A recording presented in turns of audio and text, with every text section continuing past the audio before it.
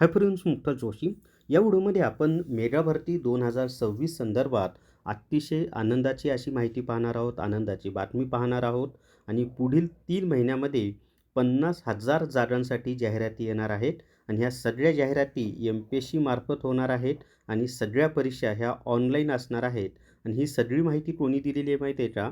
तर काल MPSC मार्फत पत्रकार परिषद झाली आणि त्या पत्रकार परिषदेमध्ये MPSC म्हणजेच महाराष्ट्र लोकसेवा आयोगाचे जे अध्यक्ष आहेत त्यांनी स्वतःही माहिती दिलेली आहे. आणि MPSCचे अध्यक्ष कधी खोटं बोलत नाहीत. एखादा मंत्री किंवा आमदारांनी जर विधान केलं असतं तर त्यावर विश्वास ठेवला नसता. परंतु MPSCचे अध्यक्ष एकतर कधी पत्रकार परिषद घेत नाहीत, परंतु जे MPSCच्या परीक्षा आता पूर्वपरीक्षा सगळ्या पूर्वपरीक्षा ज्या ऑनलाईन घेतल्या जाणार आहेत त्याची माहिती देण्यासाठी विद्यार्थ्यांचा विश्वास संपादन करण्यासाठी त्यांनी ती पत्रकार परिषद घेतली होती. आणि त्यामध्येच त्यांनी ही मोठी घोषणा केलेली आहे किंवा विद्यार्थ्यांना माहिती दिलेली आहे. तर ती सगळी माहिती आपण पाहूयात. व्हिडिओ शेवटपर्यंत पहा. या व्हिडिओला सर्वांनी लाईक करा, शेअर करा आणि विठ्ठल जोशी जे आपलं यूट्यूब चॅनल आहे ते सबस्क्राईब करा. जर तुम्हाला कंबाईन पूर्वपरीक्षा रेकॉर्डेड व्हिडिओ कोर्स विकत घ्यायचा असेल तर प्ले स्टोअरवरून विठ्ठल जोशी ॲप डाउनलोड करा आणि पूर्वपरीक्षा रेकॉर्डेड व्हिडिओ कोर्स विकत घ्या. आता ज्या 50,000 जागा येणार आहेत ना, त्यासाठी हा कोर्स उपयुक्त आहे. सगळ्याच परीक्षांचा सिलेबस यामधनं तुमचा कव्हर होईल. यामध्ये इतिहास, भूगोल, राज्यघटना, अर्थव्यवस्था, विज्ञान, गणित, बुद्धिमत्ता चाचणी, चालू घडामोडी यांची माहिती दिलेली आहे छानपैकी. निश्चितच तुम्हाला फायदा होईल. विठ्ठल जोशी ॲप डाउनलोड केल्यानंतर MPSCच्या फोल्डरमध्ये जा. तिथे तुम्हाला हा कोर्स दिसेल आणि फी फक्त 1,000 प्लस GST आहे. आणि सगळ्यांना विनंती आहे, विठ्ठल जोशी हे जे आपलं टेलिग्राम चॅनल आहे ते सगळ्यांनी जॉईन करा. तिथे अपडेट येत असतात. तर स्वतः आयोगाचे अध्यक्ष काय म्हटलेलं आहे ते मी तुम्हाला ऐकवणारच आहे त्यांच्या तोंडूनच. पण त्याच्या आधीनं हे पहा की आयोगामार्फत दिनांक 1 डिसेंबर 2022 पासून आत्तापर्यंत 138 संवर्गाच्या सरळ सेवा व विभागीय परीक्षा CBT म्हणजे कॉम्प्युटर बेस्ड टेस्टद्वारे यशस्वीरित्या घेण्यात आल्या आहेत. त्याच्या पुढे तसेच पुढील 3 महिन्यात आणखी 81 संवर्गाच्या म्हणजे संवर्ग 81 आहेत.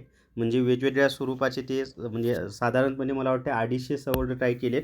त्यापैकी 81 संवर्गाच्या CBT पद्धतीने आयोजित करण्यात येणार आहेत. त्यामुळे आयोगास म्हणजे MPSC या प्रणालीचा पुरेसा अनुभव उपलब्ध आहे. महाराष्ट्र गट सेवा संयुक्त पूर्व परीक्षा ही चाळणी परीक्षा असून विविध सत्रामध्ये CBTद्वारे घेण्यात येणार असली तरी मुख्य परीक्षा मात्र एकाच सत्रामध्ये घेण्यात येईल. आपल्यासाठी महत्त्वाचं काय तर 81 संवर्गाच्या परीक्षा CBTद्वारे म्हणजे ऑनलाईन पद्धतीनं MPSC मार्फत घेतल्या जाणार आहेत. आणि एकूण जागा 50,000 असतील. ते स्वतः MPSCचे जे अध्यक्ष आहेत त्यांनी सांगितले. ती माहिती आपण आता त्यांच्याच तोंडून ऐकूयात. अंतिम निकाल लागलेला आहे. 26च्या सर्व परीक्षा 31 डिसेंबर 26 पूर्वी त्याचे रेकमेंडेशन हे शासनाला गेलेले राहतील. त्या दृष्टीने आम्ही नियोजन केलेलं आहे. त्याचप्रमाणे जवळपास 95% विद्यार्थी कधी पूर्व परीक्षा पास होत नाही, परंतु ते अनेक वर्ष परीक्षेची तयारी करतात. काही विद्यार्थ्यांचा अगदी 1 किंवा 2 वर्षांनी त्यांचा परीक्षा पास होत नाही, त्यांची संधी जाते, त्यांना 1-1 वर्ष वाट बघावं लागते. आणि मग त्यांच्या या वयातले त्यांचे अनेक महत्वाचे वर्ष हे वाया जातात.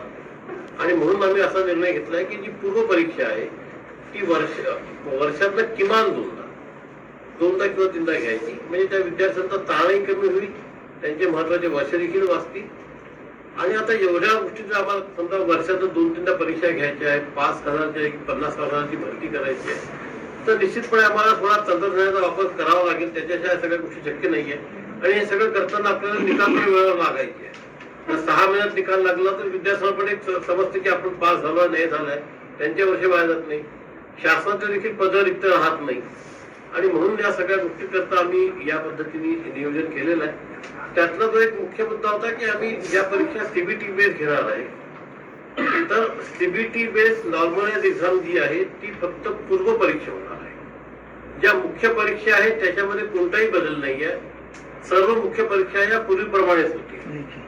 पण ज्या पूर्व परीक्षेमध्ये आम्ही नॉर्मलायझेशन करू, ही जी पद्धत आहे ही सर्व देशातल्या बहुतेक संस्था ही पद्धत वापरतो.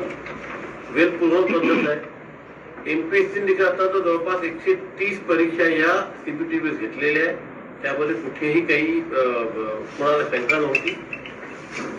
सुप्रीम कोर्टाने याचे फॉर्म्युले सगळे मान्य केलेले आहे. आपण जर फक्त एका मागच्या वर्षाचा विचार केला तर देशामध्ये स्टाफ सिलेक्शन कमिशनने जवळपास 90 लाख विद्यार्थ्यांची परीक्षा घेतलेली आहे. रेल्वे रिक्रुटमेंट बोर्डाने जवळपास 1,90 लाख विद्यार्थ्यांची परीक्षा घेतली आहे. IIT ची परीक्षा नॉर्मलाइज मेथडनी होते. JEE ची परीक्षा नॉर्मलाइज मेथडनी होते. IBPS नॉर्मलाइज मेथडनी परीक्षा घेतं. CAT जी आहे IIM ची परीक्षा ती देखील नॉर्मलाइज मेथडने होते. आणि आपण जर महाराष्ट्राचा विचार केला अगदी 10 दिवसापूर्वीच महाराष्ट्राने CET ची परीक्षा घेतली. त्याच्यामध्ये 16,30,000 विद्यार्थी बसले होते. आता आपण बघा CET ची परीक्षा जे ह्या जवळपास 2022 पासून घेतल्या जाते. आता जे विद्यार्थी या परीक्षेला बसतात आहे त्यातल्या अनेक विद्यार्थ्यांनी 12वी नंतरची परीक्षा दिलेली आहे. तर त्याच्यात काही नवीन नाही आहे.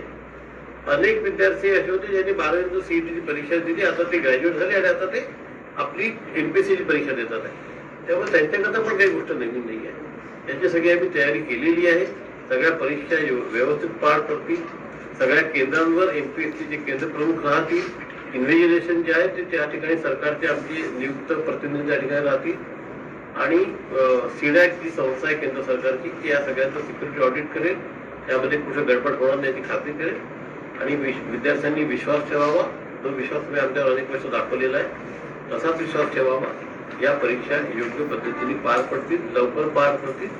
आपला ताण कमी होईल आणि ज्या नोकरीच्या संधी ज्यांना मिळणार आहेत त्या त्यांना लवकरात लवकर उपलब्ध होईल. राज्य सरकार या तर अशा पद्धतीनं तुम्ही स्वतः म्हणजे जे MPSCचे अध्यक्ष आहेत त्यांनी पत्रकार परिषदेमध्ये जे सांगितलेलं आहे ते ऐकलेलं आहे.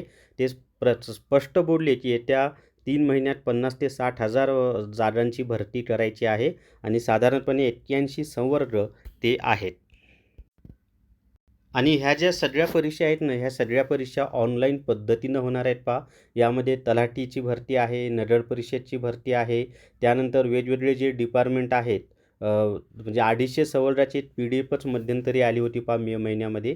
त्याच्यातले 81 संवर्गाच्या साधारणपणे 50 ते 60 हजार जागा ह्या MPSC मार्फत ऑनलाईन पद्धतीनं भरल्या जाणार आहेत. म्हणजे ऑनलाईन परीक्षा घेऊन भरल्या जाणार आहेत आणि येत्या 3 महिन्यामध्ये त्याच्या जाहिराती येणार आहेत असं त्यांनी सांगितलेलं आहे.